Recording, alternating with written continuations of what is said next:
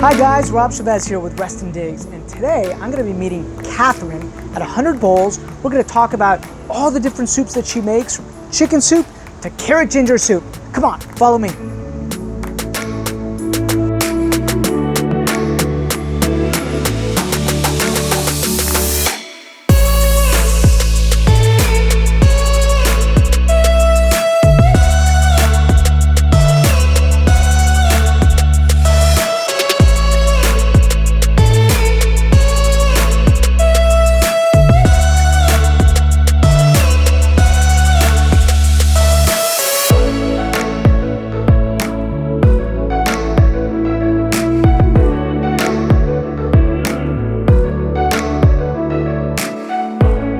Well, I'm excited because today we're meeting Katharine Mardirosian, is that right? That's right. From 100 Bowls here in Herndon, right on the border of Reston and Herndon. Katharine, thanks so much for spending some time, and really what I want to do is to get to know you a little bit, get to know a little bit about your story. You've been in business now 10 years. I saw that. That's a big deal. A lot of people don't understand the sacrifice it takes to run a business for 10 years consistently. So my hat is off to you for that. I want to learn a little bit about why soup, why 100 Bowls, how did this come about, right? And when we're talking a little bit, you mentioned that you really started at the Reston Farmers Market. So take me back then, and then let's fast forward a little bit. Sure. Well, first of all, thank you for interviewing me, Sure. and thank you for your interest in what we're doing here at 100 Bowls. So I think I always wanted to start my own business. I always wanted to create a product that I really believed in, something that would benefit others.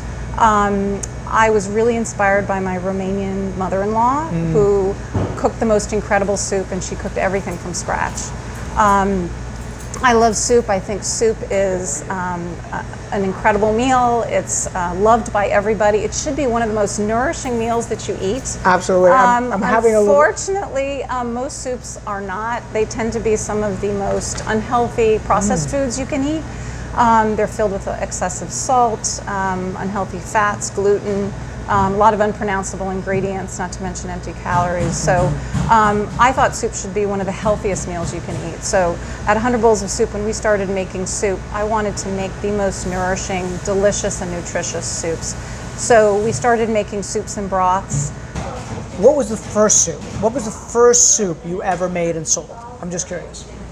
Chicken soup, a classic chicken soup. I love chicken soup. The first soups that I sold at the farmers market were simple soups like carrot ginger, like a minestrone. Is this the carrot ginger This right is here? the carrot ginger. It's awesome. Which happens to be, to this day, our most popular soup. It's a very simple soup. It's a puree. It's got a blast of fresh ginger and lemon juice, and actually it has no added salt. It's delicious. So, and one of the things I really wanted to do was experiment with flavor that didn't involve excessive salt. So I realized that adding spices and citrus like lemon and lime creates great flavor without excessive salt and other unwanted ingredients. You started at the farmer's market, right? And then you decided one day, okay, I'm going to expand, all right? How did that come about? How long did you do the farmer's market? And then when did you end up getting your own? I mean, look at this place. It's like a huge, awesome commercial kitchen. So take me through that evolution real fast. So the farmer's market was really our opportunity to connect with customers. And that to me was the core, which is that you have to connect with customers, you have to test your product and see whether or not people like your product. You also have to gather feedback. So that was really the crux of what we did for 2 or 3 years. That's awesome. And at that time we were just selling at the farmer's market and also the organic butcher of McLean. Okay. So when we started to expand our sales, for instance, the farmer's market only goes for 6 months. We wanted to keep selling to those customers, so we had to find new ways to reach them. Fortunately, Mom's Organic Market in Herndon opened up just at that time. It would have been about 7 years ago. And we started selling through them. And that was our first wholesale account. Okay. At that time also, I was fortunate to find some amazing home chefs, a couple of amazing home chefs who helped me Finding employees was also a challenge at first. Right now, actually, we have a wonderful group of home chefs. Everybody is home trained, passionate about healthy cooking and cooking for others. So it's been a team particularly since we've moved into the space. We had 3 employees before we moved in. Now we have upwards of 8 or 9 employees. So it's now more of a team. We are a production kitchen primarily, but we are an open kitchen in every sense of the word. So when you walk in here, as you did, you can see how things are made, you smell, experience what we're cooking. Transparency is part of our one of our guiding principles. We love it when people ask us what we're cooking, what ingredients we're using, who our suppliers are. We want to help people connect with their food. I love that. Recently, we've signed up with Grubhub and DoorDash and Uber Eats so that a selection of our soups are available, but that only takes us within a 5-mile radius. That doesn't take us beyond 5 miles. So there's an opportunity there. There is an opportunity there for delivery. Awesome. Okay. Well, what would you want people to know about 100 Bowls, right? First of all, actually, let me step back. Where did the name come from, 100 Bowls? Soup is a staple meal around the world. Everybody eats soup. Every culture has a soup. Asian cultures eat soup for breakfast. In my mind, 100 Bowls evokes the diversity and variety of what soup can be. Soup can be a simple starter or it can be a hearty meal. We make upwards of, I'd say, close to 50 or 60 different varieties at this point, soups and broths. If you walk into our kitchen at any one point in time, we'll have 20 or 30 varieties on the shelf, but we're always rotating through a seasonal menu and we're always creating new soups. That's one of the joys of being able to cook with the season based on whatever ingredients are in season. So while we have our staple soups that we make all year round that are our favorites, like carrot ginger and chicken soup, we also like to change it up. So for instance, now it's summer, we're making gazpachos, which are chilled soups featuring all the local vegetables, as well as a tomato basil and a zucchini basil. Tell me a little bit about what your distribution network looks like. So a selection of the soups that we make every week are delivered to about 12 Mom's Organic Market stores. Oh, wow. Okay. We're also in the Organic Butcher of McLean, Sweet Bites Cafe, Bard's Alley in Vienna, and the Bike Lane Brewery and Cafe. And we're always looking for other local partners and cafes to feature our soup. It's a great question. Do you have somebody specifically right now that you would love to get into, right? That you've been targeting? You don't have to. But we'd love to get into DC. We'd love to get into DC and all those millennials who value good food, want to know where their food comes from, are very picky about their food. We want to get into DC. That's where you went, DC. Yeah, we just don't know how to crack that nut. Or get into cafes or partner with coffee shops. Okay. We find that we've got a wide demographic of people who are our customers, so people in their 20s and 30s who really care about their food and every ingredient that goes into it. And then also people in their 40s and 50s who may or may not be experiencing a health issue but want to eat healthier, feel better, and don't have the time to cook themselves. What do you want people to know about 100 Bowls? Well, first of all, that we're here in the Sunset Business Park, which is right on the Reston Herndon border. If you're trying to improve your health, eat better, live healthier, please visit our kitchen. We can be a resource for you. We work with nutritionists. We hold cooking classes. We're doing a series of culinary nutrition classes. We're doing some classes on fermentation and the benefits of probiotics in your diet. We do some soup making classes as well. Our lead chef, Kim,